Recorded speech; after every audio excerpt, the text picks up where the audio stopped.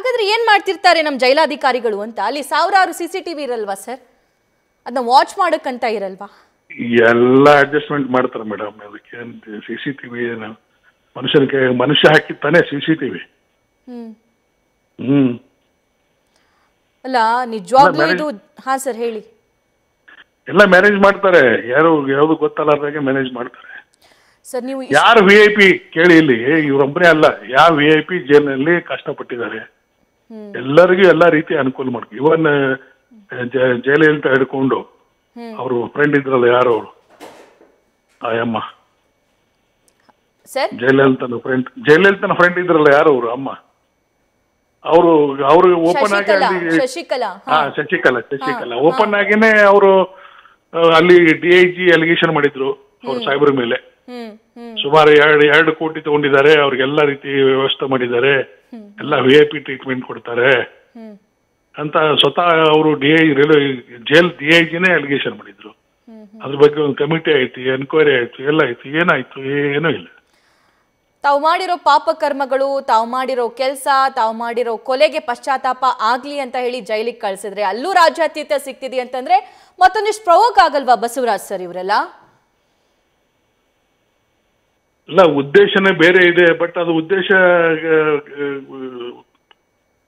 ಸರವಾಗಬೇಕಾದ್ರೆ ಅದು ನಿಯತ್ತಿನ ಅಧಿಕಾರಿಗಳು ಬೇಕು ಮೇಡಮ್. ನಿಯತ್ತಿನ ಜನ ಇದ್ರೆ ಎಲ್ಲಿ ಹಿಡಿತೀರಿ ನಿಯತ್ತಿನ ಜನ? ಎಲ್ಲ ಪ್ರತಿಯೊಂದು ನೀವು ಜೈಲಲ್ಲಿ ನೋಡಿ, ಇಷ್ಟೊಂದು ವರ್ಸ್ಟ್ ಆಗಿದೆ ಅಂದ್ರೆ, ಇವನ್ ಯಾರಾದ್ರೂ ಜೈಲಿನಲ್ಲಿ ಊಟ ತಗೊಂಡು ಹೋದ್ರೆ ಆ ಊಟ ಸಹ ತಿಂದು ಒಂದು ಕಾಲ್ ಭಾಗ ಆರೋಪಿ ಕೊಡ್ತಾರೆ. ಆ ಪರಿಸ್ಥಿತಿ ಇದೆ.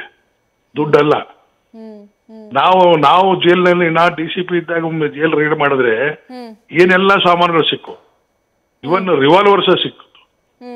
ರಿವಾಲ್ವರ್ನಿಂದ ಮೈಸೂರಲ್ಲಿ ಒಮ್ಮೆ ರಿವಾಲ್ವರ್ನಿಂದ ಬೆತ್ತಲಗಿರಿ ಸೇನೆಗೆ ಫೈರಿಂಗ್ ಮಾಡಿದ್ರು. ಇವೆಲ್ಲ ಎಲ್ಲಿ ಬರ್ತವೆ?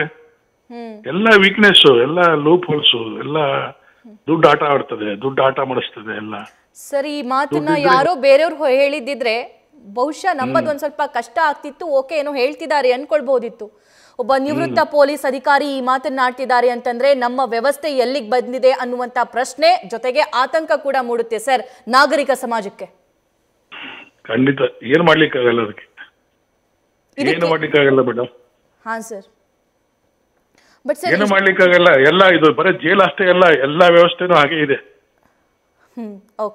ಎಲ್ಲಾನು ದುಡ್ಡು ಕೊಟ್ಟರೆ ನಿಮಗೆ ಎಲ್ಲಾ ವ್ಯವಸ್ಥೆ ಸಿಗ್ತದೆ, ಎಲ್ಲಿ ಬೇಕಾದಲ್ಲಿ ಸಿಗ್ತದೆ.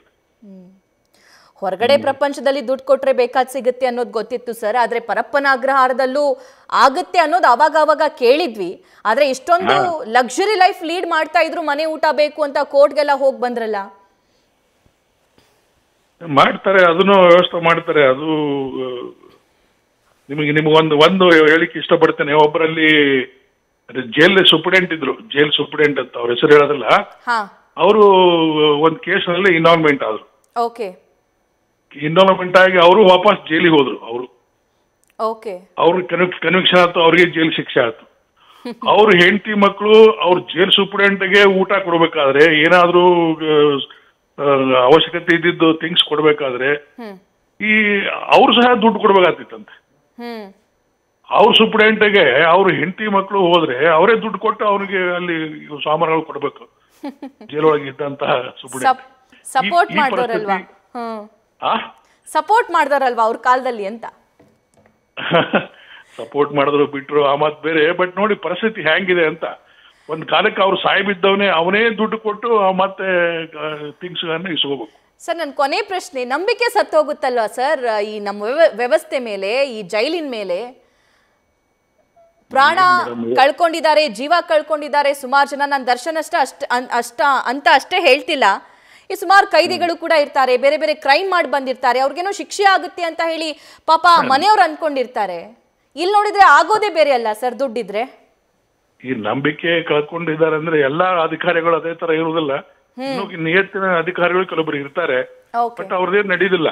ಅಂತವ್ರಿಗೆಲ್ಲ ಬೇರೆ ಯಾವುದೋ ಮೂಲೆಯಲ್ಲಿ ಪ್ಲೇಸ್ ನಲ್ಲಿ ಪೋಸ್ಟಿಂಗ್ ಮಾಡಿರ್ತಾರೆ, ಕೆಲ್ಸಕ್ಕೆ ಬಂದ ಜಾಗ ಕೊಟ್ಟಿರ್ತಾರೆ. ಸೊ ಹೀಗಾಗಿ ಯಾರು ಅಡ್ಜಸ್ಟೇಬಲ್ ಇರ್ತಾರೆ, ಯಾರು ಎಲ್ಲಾ ರೀತಿಯಿಂದನೂ ಫ್ಲೆಕ್ಸಿಬಲ್ ಇರ್ತಾರೆ, ಅಂತವ್ರದ್ದು ಮಾತ್ರ ನಡೀತಿರ್ತದೆ. ಅವ್ರು ಯಾವ ಕಾಲಕ್ಕೂ ಅವರು ಮುಂಚೂಣಿಯಲ್ಲಿನೇ ಇರ್ತಾರೆ. Right Basavaraj sir, thank you ಇಷ್ಟೊತ್ತು ನ್ಯೂಸ್ ಫಸ್ಟ್ ಜೊತೆ ಮಾತನಾಡಿದ್ದಕ್ಕೆ. ನ್ಯೂಸ್ ಫಸ್ಟ್ ನಿರ್ಭೀತಿಯಿಂದ ನಿಮ್ಮ ಪರವಾಗಿ.